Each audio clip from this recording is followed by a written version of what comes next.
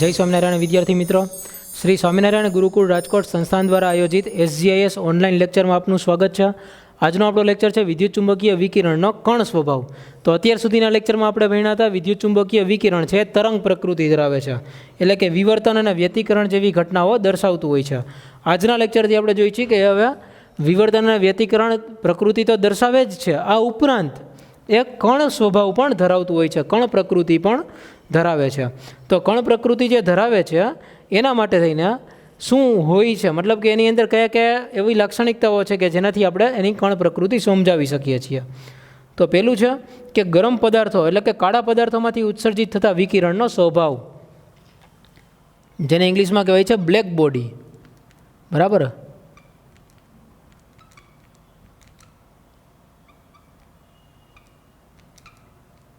કાળા પદાર્થોમાંથી ઉત્પન્ન થતા વિકિરણનો સ્વભાવ. હવે ને કાળા પદાર્થો, બ્લેક બોડી અલગ છે. બ્લેક બોડી કાળા પદાર્થોનો મતલબ ત્યાં કાળા રંગના પદાર્થો એવું નથી થતું. બરાબર.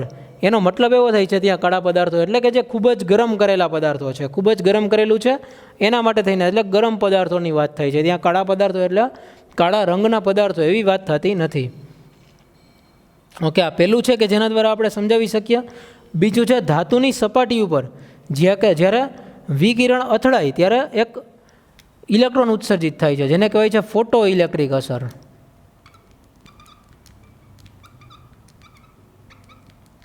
એને બોલાય છે ફોટો ઇલેક્ટ્રિક અસર, જે આઈન્સ્ટાઈને આપી હતી અને સૌથી પહેલાં મેક્સ પ્લાન્કે સમજાવેલી હતી. ત્યાર પછી છે ઘન પદાર્થની ઉષ્માધારિતામાં થતું વિચલન. બરાબર છે, ઘન પદાર્થ છે એની ઉષ્માધારિતામાં થતું વિચલન.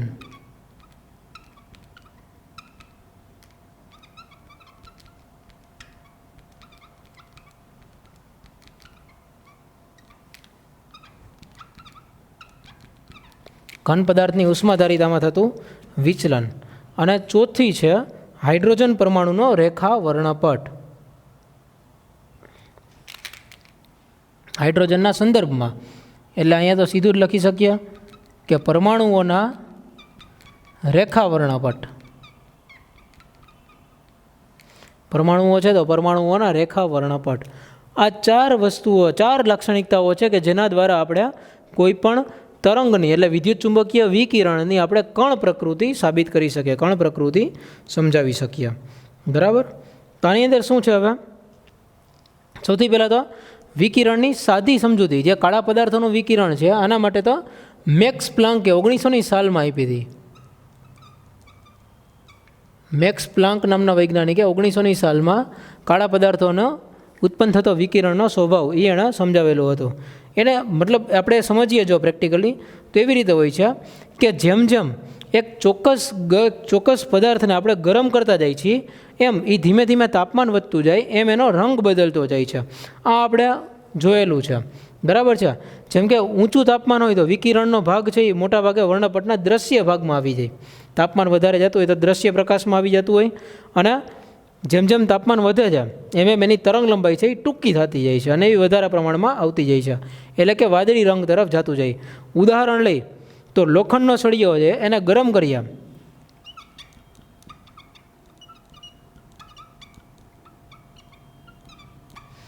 લોખંડના સળિયાને ગરમ કર્યા, ધીમે ધીમે ગરમ કર્યા, તો સૌથી પહેલાં એ લાલ થતો જાય છે. વધારે ને વધારે તાપમાન વધારતા જાય એમ ધીમે ધીમે લાલ થઈ જતો જાય. બરાબર છે. વધારે ને વધારે ગરમ કરીએ, પહેલાં આછો લાલ હોય એમાંથી ધીમે ધીમે ધીમે ધીમે વધારે લાલ તરફ જતો જાય છે. એકદમ ડાર્ક લાલ થઈ જાય ત્યાર પછી એ સફેદ બને છે. તો લોખંડના સળિયાને ગરમ કરીએ તો પહેલાં લાલ બન્યા, ત્યાર પછી એ ધીમે ધીમે ગરમ, વધારે ને વધારે ગરમ કરતા જાય ત્યારે એ સફેદ બને છે. અને તાપમાન ખૂબ જ વધે ત્યારે વાદળી રંગનો બને છે. એટલે પહેલાં લાલ બને, પછી પાછો ગરમ કરીએ તો સફેદ, અને એને ગરમ કર્યા જ રાખીએ તો એ છેલ્લે વાદળી રંગનો બની જાય છે. આનો અર્થ એમ થાય કે લાલ વિકિરણ અમુક તાપમાને વધારે તીવ્ર છે. એક ચોક્કસ તાપમાન હતું, માનો કે અત્યારે ઓછું તાપમાન હતું, આપણે ઉદાહરણ માટે એક તાપમાન લખીએ કે જેમ કે લખીએ કે 800 ડિગ્રી સેલ્સિયસ, તો 800 ડિગ્રી સેલ્સિયસે લાલની તીવ્રતા વધારે હતી. સફેદ માટે લખ્યા 1500 ડિગ્રી સેલ્સિયસ, તો સફેદ 1500 ડિગ્રી સેલ્સિયસે સફેદ રંગની તીવ્રતા વધારે હતી એટલે આપણને સફેદ રંગ દેખાતો હતો. 2100 લખ્યા. 2100 વાદળી રંગની તીવ્રતા વધારે હતી, તો ત્યારે વાદળી રંગ દેખાતો હતો. તો આપણે કેમ નક્કી કર્યું? આ નક્કી કેવી રીતે કરી શક્યા? તો ભાઈ આપણે એમ કહી દઈએ કે ભાઈ ચોક્કસ તાપમાન હતું ત્યારે એક ચોક્કસ રંગની તીવ્રતા વધારે હતી, બરાબર. હવે એ રંગની તીવ્રતા વધારે શું કામે જોવા મળે? એ રંગની તીવ્રતા આપણને વધારે મળે એનું કારણ શું હોય? તો એનું કારણ એક જ છે. એનું કારણ શું હોય કે જ્યારે વધારે રંગ હોય તો વધારે રંગની તીવ્રતા, ચોક્કસ રંગની તીવ્રતા ત્યારે વધારે મળે. એનું કારણ એક જ છે આપણી પાસે, બરાબર, કે ત્યારે તે જ તરંગ લંબાઈ ધરાવતો પ્રકાશ ઉત્પન્ન થાય છે, બરાબર. 800 તાપમાન છે તો એ તાપમાને એવી જ તરંગ લંબાઈ ઉત્પન્ન થાય છે કે જે લાલ રંગ દર્શાવે, એટલે 750ની આજુબાજુ, બરાબર. 750ની આજુબાજુની તરંગ લંબાઈ આવે છે જે લાલ રંગ દેખાડતી હોય છે. 1500 તાપમાને સફેદ રંગની તરંગ લંબાઈ મળતી હોય, એટલે મતલબ મિક્સ મળતું હોય. અને 2100 તરંગ લંબાઈ 400 400ની મળતી હોય, એટલે કે સાવ ઓછી મળતી હોય, તરંગ લંબાઈ ઘટતી જતી હોય. તો જેમ લાલથી વાદળી તરફ જાય તાપમાન વધે, આ ધ્યાન રાખજો, આ યાદ રાખજો, તાપમાન વધે એમ તરંગ લંબાઈમાં ઘટાડો થાય, બરાબર છે. આ બ્લેક બોડી રેડિયેશન, જે કાળા પદાર્થોનું રેડિયેશન છે, એ આ સમજાવે છે. તાપમાન વધારીએ તો તેની તરંગ લંબાઈમાં ઘટાડો જોવા મળે છે. તો તરંગ લંબાઈના વિકિરણની તીવ્રતા છે એ તાપમાન ઉપર આધાર રાખે છે, એવું આપણે અહીંયાથી જોઈ લીધું, બરાબર છે. તો હવે જો જ્યારે કોઈ પણ એક સપાટીને પ્રકાશ વડે વિકિરિત કરીએ, એટલે કે એના ઉપર પ્રકાશનું કિરણ આપણે આપાત કરીએ, ત્યારે શું થશે? બરાબર છે. ત્યારે શું થવું જોઈએ? તો કે ચોક્કસ પ્રકાશનું વિકિરણ જ્યારે આપાત કરીએ ત્યારે પૂરેપૂરું શોષણ ન થાય, અમુક છે એ રિફ્લેક્ટ કરે, એટલે અમુક શોષી લે, બાકીનું બધું દેખાડે, એટલે આપણને ચોક્કસ રંગનો પદાર્થ દેખાય. જેમ કે આ લાલ કલર દેખાય છે, તો એ લાલ કલર શેના કારણે દેખાય છે?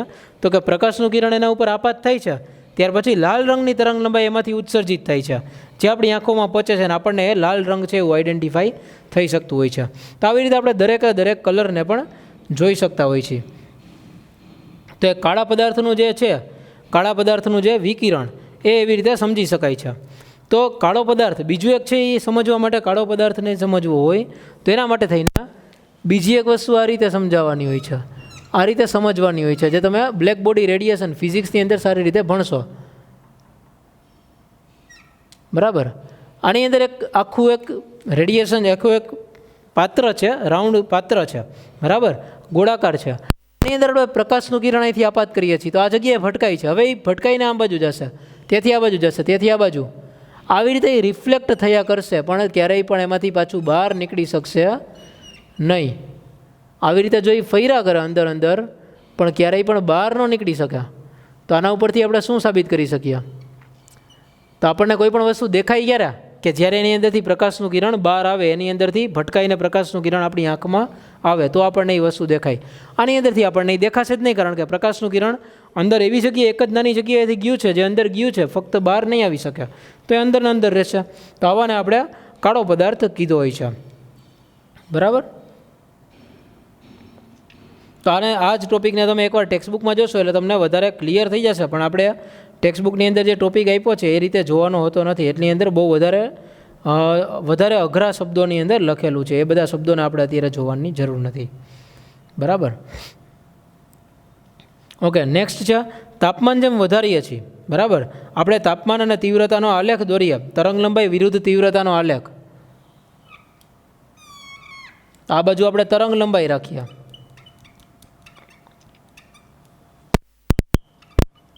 આ બાજુ તીવ્રતા રાખીએ.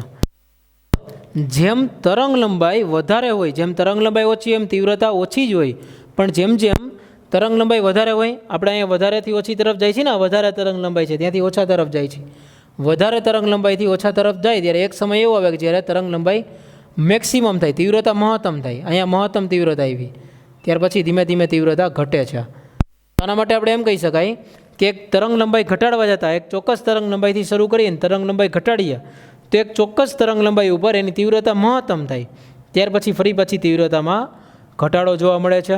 પહેલાં શરૂઆતમાં તીવ્રતા વધે છે, આ તીવ્રતાનું મૂલ્ય છે એટલે વધે છે, અને ત્યાર પછી એક ચોક્કસ સમયે ચોક્કસ તરંગ લંબાઈ ઉપર એ મહત્તમ પોઈન્ટ ઉપર પહોંચે છે, અને ત્યાર પછી તીવ્રતામાં ઘટાડો જોવા મળે છે. તો આ એક ચોક્કસ તાપમાન થઈ ગયું, T1 તાપમાન થયું, બરાબર. આ જ વસ્તુ T2 તાપમાન ઉપર કરીએ એટલે તાપમાન વધારીને કરવામાં આવે છે. તાપમાન વધારીને કરવામાં આવે છે. આ આલેખ દોર્યો છે તાપમાન વધારીને. હવે જો તાપમાન વધારીને જે આલેખ દોર્યો છે આ T2 તાપમાન ઉપર, T2 is greater than T1 છે. તો તાપમાન વધારીને આપણે આલેખ દોર્યો છે. તો તમે જુઓ અહીંયા મેક્સિમમ પોઈન્ટ આવી જતો તો આ તરંગ લંબાઈ ઉપર.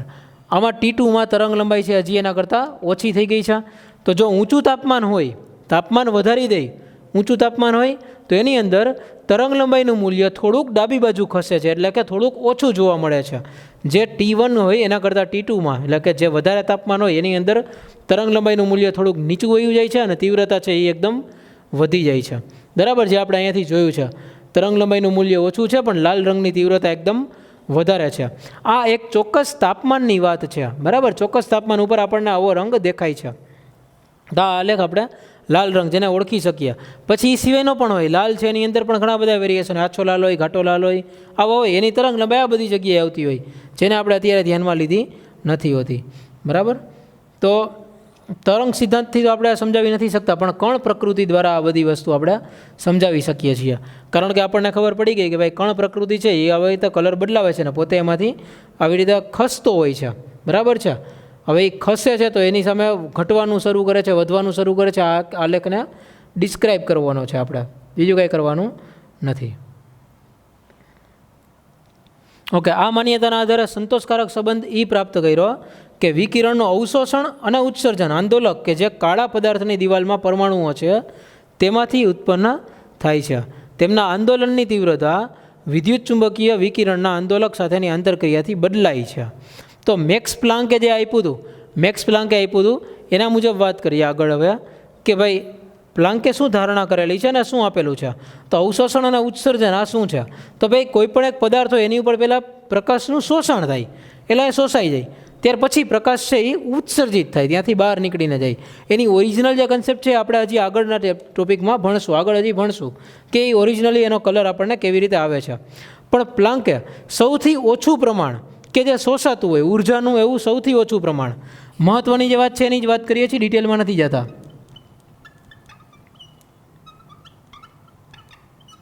ઉર્જાનું સૌથી ઓછું શોષાતું કે ઉત્સર્જિત થતું પ્રમાણ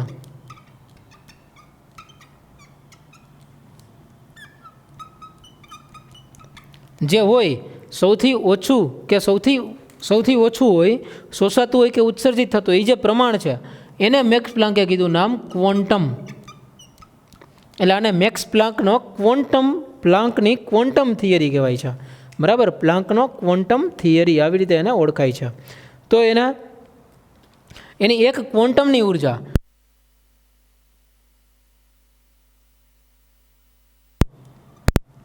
આમ તો આપણે સમજી શકો એક ક્વોન્ટમની ઉર્જા એટલે કે એક પરમાણુની ઉર્જા, એવું વિચાર લ્યો. એક પરમાણુ હોય ન કહેવાય, તો સૌથી ઓછું પ્રમાણ છે ક્વોન્ટમ છે. એક્ઝેક્ટલી એના ફોટોન તરીકે ઓળખાય છે.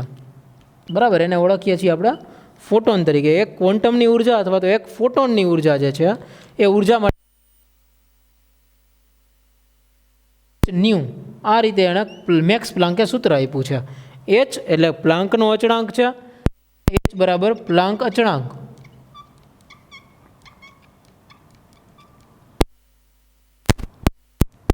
(626×10⁻34) જૂલ ઇન્ટુ સેકન્ડ. આવી રીતે એનો એકમ છે અને એનું મૂલ્ય છે. પ્લાન્ક અચળાંક 6.626×10⁻34 જૂલ સેકન્ડ. જે એચ ઈ એટલે ઉર્જા છે અને ન્યુ એટલે આવૃત્તિ છે, જે આપણે અત્યારે વાપરતા આવ્યા. આગળના લેક્ચરમાં પણ આપણે આવૃત્તિ વિશે ભણ્યા હતા એ છે. તો આ સિદ્ધાંતથી પ્લાન્ક શું સમજાવી શક્યા કે ભાઈ કાળા પદાર્થમાંથી ઉદ્ભવતી વિકિરણની તીવ્રતાની વહેંચણી જુદા જુદા તાપમાને તરંગ લંબાઈ અથવા તો આવૃત્તિનું વિધેય છે. તાપમાન બદલાવતા જાય એટલે એની તીવ્રતા જે છે એ તીવ્રતા તરંગ લંબાઈ સાથે પાછી બદલાતી જતી હોય છે. તાપમાન બદલે એટલે તીવ્રતા પણ બદલે અને તરંગ લંબાઈ પણ બદલે છે. બરાબર છે, આવું આપણે સમજાવી શક્યા. અને ક્વોન્ટમીકરણ એને આપણે કેવી રીતે સરખાવ્યું છે તો કે ભાઈ એક પગથિયા ઉપર એક વ્યક્તિ ઊભો છે. બરાબર છે, કોઈ એક સીડી હોય, સીડીના પગથિયા ઉપર ઊભો છે, એને ક્વોન્ટાઇઝેશન કીધું, ક્વોન્ટમીકરણ. એના માટે ઉદાહરણથી સમજાવ્યું છે કે કોઈ એક વ્યક્તિ છે એ સીડીના પગથિયા ઉપર ઊભો છે, પણ એ બે પગથિયાની વચ્ચે તેના માટે ઊભા રહેવું, ત્યાં ઊભું રહેવું હોય, બે પગથિયાની વચ્ચે ઊભું રહેવું હોય તો એ એના માટે શક્ય છે નહીં. માનો કે આ સીડી હોય તો આ સીડીનું આ પહેલું પગથિયું, આ બીજું પગથિયું, આ ત્રીજું, આ ચોથું, એમાં કાં પહેલાં ઉપર, બીજા ઉપર, ત્રીજા ઉપર કે ચોથા ઉપર ઊભો રહી શકે, પણ આ બે પગથિયાની વચ્ચેની જે જગ્યા છે ત્યાં ઊભો રહી શકતો નથી. એટલે ફરજિયાત એણે પગથિયા ઉપર ઊભું રહેવું પડે છે. તો એના માટે એણે એવું કીધું કે ઉર્જાનું મૂલ્ય જે છે, આ ઉર્જા જે છે એનું મૂલ્ય હંમેશા એક સેટ છે, એક સેટ આપેલો છે Ehν વાળો, એ સેટમાંથી જ એક હોઈ શકે. બરાબર છે. એ સિવાયના બીજા કોઈ મૂલ્ય હોઈ શકતા નથી. એટલે કે છે એ હંમેશા કાં તો 0 હોય,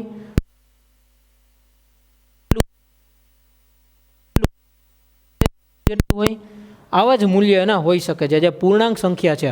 એટલે કે એક ક્વોન્ટમ, 0 ક્વોન્ટમ, એટલે કે એકય ફોટોન ન હોય, એક ફોટોન હોય તો hν જેટલું, 2 હોય તો 2 ગુણ્યા hν જેટલું, 3 હોય તો 3 ગુણ્યા hν જેટલું, આવી જ રીતે હોઈ શકે. એના માટે એવું ક્યારેય ન થાય કે 2.5 hν જેટલું એનું મૂલ્ય છે, એવું ક્યારેય મળતું નથી હોતું. એટલે એના વચ્ચેના મૂલ્ય કોઈ હોતા નથી, હંમેશા આવા જ મૂલ્ય હોય છે. આવું એણે સાબિત કર્યું. બરાબર છે. તો મેક્સ પ્લાન્કે આ એક સમજાવ્યું છે. ત્યાર પછી વાત આવે છે ફોટો ઇલેક્ટ્રિક અસર.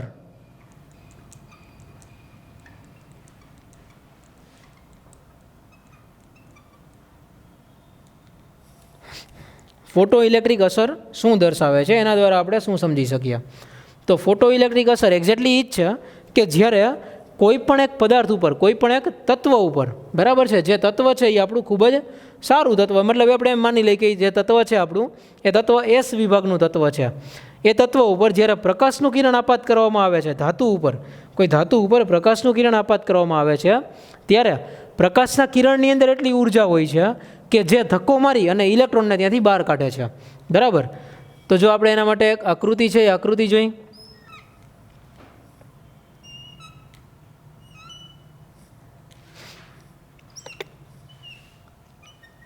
અહીંયા આપણે માપશું ને એ મીટરના બેટરી.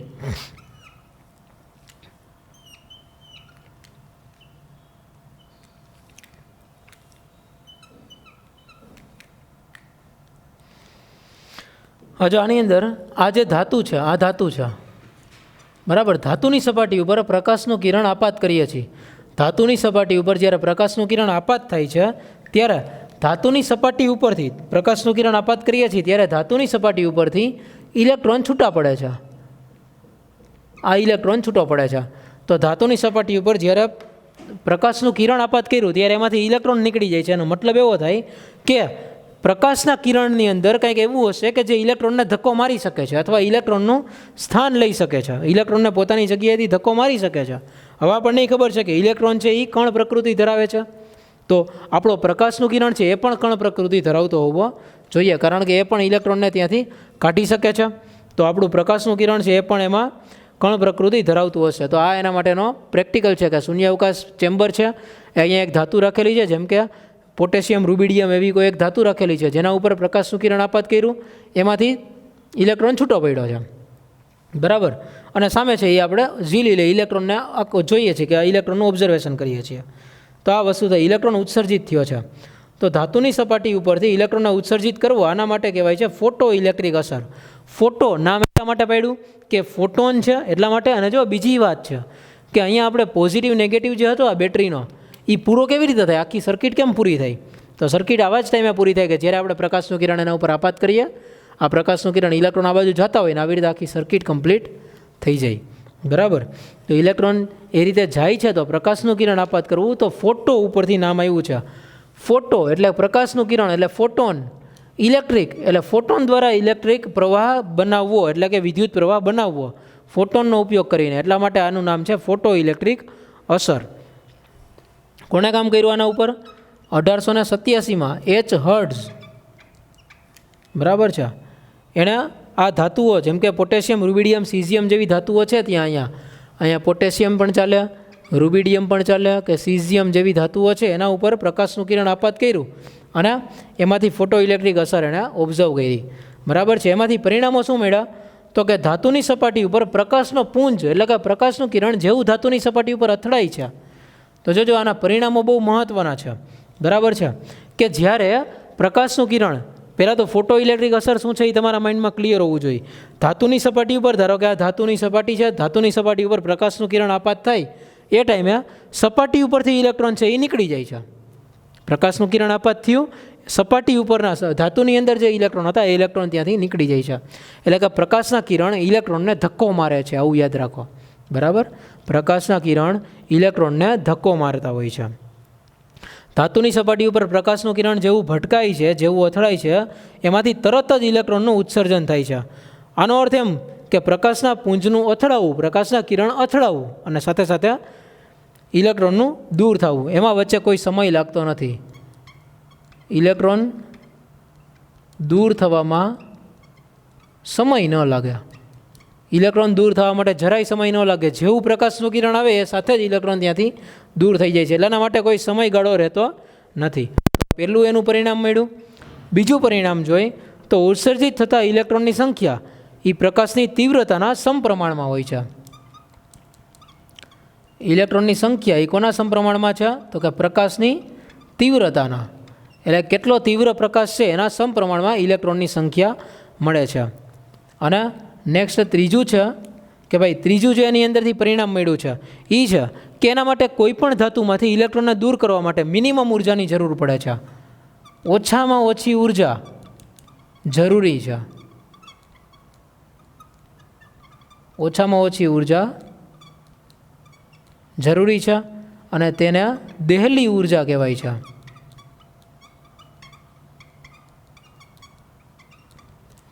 પ્રકાશનું કિરણ એના ઉપર આપાત કરીએ તો ધાતુમાંથી ઇલેક્ટ્રોનને દૂર થવા માટે એક ઓછામાં ઓછી ઉર્જાની જરૂર પડે છે. જે ઉર્જાની જરૂર પડે છે એ ઉર્જાને આપણે દેહલી ઉર્જા કહી છીએ કે એ મિનિમમ ઉર્જા તો જોઈએ જ. બરાબર, એના કરતાં વધારે ઉર્જા હોય તો ચાલે, પણ એનાથી ઓછી ઉર્જા હોય તો થઈ શકતું નથી.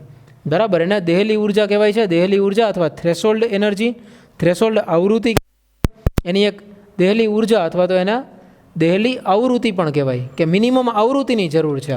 ઓછામાં ઓછી ઉર્જાને આપણે આવૃત્તિ દ્વારા પણ લખી શકીએ, કારણ કે હમણાં આવૃત્તિ અને ઉર્જાનો રિલેશન પણ આપણે અહીંયા લખશું. બરાબર, તો એની જે આવૃત્તિ છે, આ આવૃત્તિ છે એને ન્યૂ કહેવાય, અને જે દેહલી આવૃત્તિ છે એને આપણે ન્યૂ ઝીરો કહીએ છીએ. તો ન્યૂ હંમેશા ન્યૂ ઝીરો કરતાં વધારે જ હોવી જોઈએ. બરાબર, એટલે એની ગતિ ઉર્જા છે, આ સૂત્ર છે, આ ઉર્જા અને આપણે આવૃત્તિનો રિલેશન લખ્યો છે. તો અહીંયા ઉર્જા લખો તો સામે આવૃત્તિ પણ એ પ્રમાણે આવે. તો જેમ ઓછામાં ઓછી આવૃત્તિ જરૂરી છે એને જ આપણે દેહલી આવૃત્તિ કહી છીએ. તો જેટલી આવૃત્તિ હોય એ ન્યૂ હોય અને દેહલી આવૃત્તિ હોય એ ન્યૂ ઝીરો હોય છે. બરાબર, અને એની ગતિ ઉર્જા, ઇલેક્ટ્રોન જે દૂર થાય, આ ઇલેક્ટ્રોન એક ચોક્કસ ગતિથી દૂર થતા હોય, તો ઇલેક્ટ્રોનની ગતિ ઉર્જા કોના ઉપર આધારિત છે? પ્રકાશની આવૃત્તિ સાથે.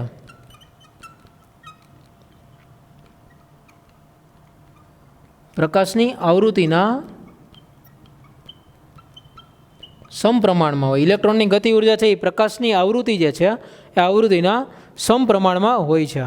તો આના આધારે ક્લાસિકલ ફિઝિક્સ એ તો કંઈ આ વસ્તુ સમજાવી શકતું નથી, પણ આપણો જે ડ્યુઅલ નેચર છે, જે દ્વૈત સ્વભાવ છે, જે કણ પ્રકૃતિ, એ આના દ્વારા સમજાવી શકાય છે. તો ઉદાહરણ લઈ કે જો એના આવૃત્તિના સમપ્રમાણમાં હોય છે, તો મિનિમમ વાત છે અહીંયાથી વાત ચાલુ કરવાની છે કે ભાઈ ઓછામાં ઓછી ઉર્જા જરૂરી છે, એટલે ઓછામાં ઓછી ઉર્જા જેટલી જરૂરી હોય એટલી જોઈએ જ. એવું હોય કે ભાઈ 5ની ઉર્જા જરૂરી છે, 5 હર્ટ્ઝની આવૃત્તિ જરૂરી છે. બરાબર, 5 હર્ટ્ઝ જરૂરી હોય તેનો મતલબ એવો ન થાય કે તમે એમ વિચારો કે 4.9 હર્ટ્ઝ હું 2 કલાક સુધી આપે રાખું, 4 કલાક સુધી આપે રાખું. આ 4.9 હર્ટ્ઝ તમે આપો તો એ ન જ થાય. એની જો મિનિમમ જરૂરી 5 હર્ટ્ઝ હોય તો 4.9 હર્ટ્ઝ તમે 2 કલાક નહીં 20 કલાક સુધી કન્ટિન્યુ આપી રાખો તો પણ એમાંથી ઇલેક્ટ્રોન દૂર થતો નથી. ફક્ત કેટલી જોઈએ? મિનિમમ 5 હર્ટ્ઝ તો જરૂરી છે અને છે જ. એટલે કે કોઈ પણ પદાર્થ માટે. બરાબર, તો આપણે એવો કલર આપાત કરવો પડે, એવો પ્રકાશ આપાત કરવો પડે કે જે આ ધાતુ ઉપરથી ઇલેક્ટ્રોનને દૂર કરી શકે. એટલે એની આવૃત્તિ એટલી હોવી જોઈએ.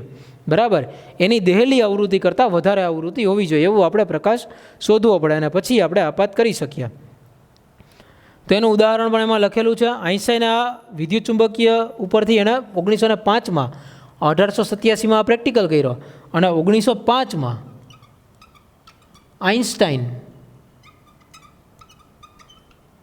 આલ્બર્ટ આઇન્સ્ટાઈન, જેનું નામ આપણને આવડતું હોય, એણે આ અસર આખી સમજાવી અને પરિણામો બધા સમજાવ્યા, એનો ઉપયોગ કરતાં આપણને શીખવાડ્યું. બરાબર, તો હવે એણે શું કીધું કે ધાતુની સપાટી ઉપર જે પ્રકાશના પુંજનું ચળકવું, આ ઘટનાને પ્રકાશના પુંજને પ્રકાશના પુંજ ફોટોન વડે નિશાનગત કરી શકાય. આવી રીતે એણે કીધું. જ્યારે પૂરતી ઉર્જાવાળા ફોટોન ધાતુના પરમાણુના ઇલેક્ટ્રોન સાથે અથડાય ત્યારે તેમાંથી ઇલેક્ટ્રોન છે એ પોતાની ઉર્જા તરત જ ઇલેક્ટ્રોનને આપી દે અને ઇલેક્ટ્રોન ત્યાંથી ઉર્જા લઈને બહાર નીકળી જાય. તો પોતે જેટલી ઉર્જા એની અંદર ટ્રાન્સફર કરી, જેટલી આવૃત્તિ એની પાસે હતી એ ધારો કે h ન્યૂ જેટલી હતી, બરાબર, એ h ન્યૂ જેટલી ઉર્જા લઈને એની અંદર આવ્યા હતા. મિનિમમ આવૃત્તિ જરૂરી હતું h ન્યૂ 0 જેટલી. તો જેટલી વધી એ બધી ઉર્જા ક્યાં ગઈ? તો કે ઇલેક્ટ્રોનની કાઇનેટિક એનર્જીમાં, ઇલેક્ટ્રોનની ગતિ ઉર્જામાં એ બધી ઉર્જાનો વપરાઈ ગઈ. એનો મતલબ એવો થયો, હું તમને ઉદાહરણથી જો સમજાવું તો ઉદાહરણથી તમે આ રીતે સમજી શકો કે ભાઈ મિનિમમ 5 હર્ટ્ઝ જરૂરી છે, પણ હું 8 હર્ટ્ઝ આપાત કરું, 8 હર્ટ્ઝની ઉર્જા આપીએ તો શું થાય? 5 હર્ટ્ઝ જરૂરી છે, આપ્યું છે 8, તો વૈધી કેટલી હજી? 3 હર્ટ્ઝ. તો ઇલેક્ટ્રોનને કાઢવા માટે તો 5ની જ જરૂર હતી, બાકીની જે 3 વૈધી એ ઇલેક્ટ્રોનની ગતિ ઉર્જામાં રૂપાંતર પામી. જેટલી વૈધી એ બધી શેમાં રૂપાંતર પામે છે? ઇલેક્ટ્રોનની ગતિ ઉર્જામાં. તો ઇલેક્ટ્રોનની ગતિ ઉર્જા એટલે કાઇનેટિક એનર્જી કહેવાય. તો કાઇનેટિક એનર્જી એ કોના જેટલી થાય? તો કે જે આપાત કરીએ છીએ, આપાત કરેલી હોય h ન્યૂ જેટલી. આ ઉર્જા છે h ન્યૂ એટલે ઉર્જા જ થઈ ગયું, એના minus h new 0. h new 0 એટલે દેહેલી ઉર્જા જે જરૂરી છે. h તો અચળાંક છે. ઓકે, h ન્યૂ 0 ને W0 દ્વારા પણ દર્શાવતા હોય છે. h ન્યૂ 0 ને ઘણી બધી વખત W0 દ્વારા પણ લખેલું હોય છે, બરાબર. અને કાઇનેટિક એનર્જી છે એને તો તમે ખબર જ છે, શું લખાય? 1/2 mv² h new minus h new 0. આ રીતે સૂત્ર બને. અને આમાં તમને ખબર પડી જાય કે m છે ઇલેક્ટ્રોનનું દળ છે, v એટલે ઇલેક્ટ્રોનનો વેગ છે, જે ઇલેક્ટ્રોન બહાર નીકળે છે ઇલેક્ટ્રોનનો વેગ, h પ્લાન્ક અચળાંક, અને ન્યૂ એટલે આવૃત્તિ, અને ન્યૂ 0, ન્યૂ એટલે આપાત કરેલી આવૃત્તિ, ન્યૂ 0 એટલે દેહેલી આવૃત્તિ જે તે તત્વ માટે, બરાબર છે, કે કોઈ ધાતુ માટે. તો આ થઈ ગઈ ફોટો ઇલેક્ટ્રિક અસર. અને ફોટો ઇલેક્ટ્રિક અસરનો અહીંયા ઉપયોગ, આપણે એનો વેગ શોધી શકીએ, ઇલેક્ટ્રોન કેટલા સ્પીડથી દૂર થયો હશે એ આપણને ખબર પડે, અથવા ઇલેક્ટ્રોનનો વેગ ખબર હોય જો આપણને, તો આપણે એની આવૃત્તિ કે ભાઈ દેહેલી આવૃત્તિ છે એ શોધી શકીએ કે આ મિનિમમ આવૃત્તિ જોઈએ, આટલી તો જોઈએ જ. તો આ બધી વસ્તુનો આપણે ઉપયોગ કરી શકીએ. તો આનો બીજો દ્વૈત સ્વભાવ છે વિદ્યુત ચુંબકીય વિકિરણનો. એ દ્વૈત સ્વભાવ એનાથી દર્શાવ્યું. તો પ્રકાશની કણ પ્રકૃતિ આવી અને પ્રકાશની તરંગ પ્રકૃતિ પણ આવી. તો પ્રકાશ છે એ અમુક વસ્તુ જેમ કે વિવર્તનને વ્યતિકરણ જેવી ઘટનાઓ છે એ તરંગ પ્રકૃતિમાં આવી જાય, એના દ્વારા દર્શાવે છે. પણ જે ફોટો ઇલેક્ટ્રિક અસર છે, પછી આ બ્લેક બોડી રેડિયેશન છે, જે ગરમ પદાર્થોનું વિકિરણ છે, આ બધી વસ્તુ સમજાય છે એ આપણે સમજાવી શકીએ છીએ આપણને કણ પ્રકૃતિ દ્વારા. તો ત્યારથી એવી રીતે નક્કી થયું કે ભાઈ પ્રકાશનું કિરણ કે વિદ્યુત ચુંબકીય વિકિરણ છે એને કણ પ્રકૃતિ અને તરંગ પ્રકૃતિ બંને છે એમ આપણે માની લેશું, બરાબર. જે વિદ્યુત ચુંબકીય વિકિરણ છે એને કણ પ્રકૃતિ અને તરંગ પ્રકૃતિ બંને હોય છે, બરાબર. ત્યારથી માનવામાં આવે છે અને બંને દર્શાવે છે એવું જ મનાય છે.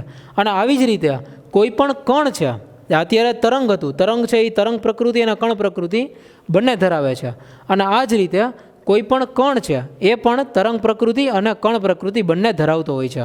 કણ છે જેમ કે ઇલેક્ટ્રોન છે જેનું દળ ઓછું છે એ કણ પ્રકૃતિ તો ધરાવે જ છે, સાથે સાથે તરંગ પ્રકૃતિ પણ ધરાવે છે. એવું પણ આપણે આગળ જોઈશું, આગળના લેક્ચર્સમાં એવું પણ ભણવાનું છે. તો આજના લેક્ચરમાં આપણે આ ટોપિક ભણ્યા, 2 ટોપિક મેઇન ભણ્યા.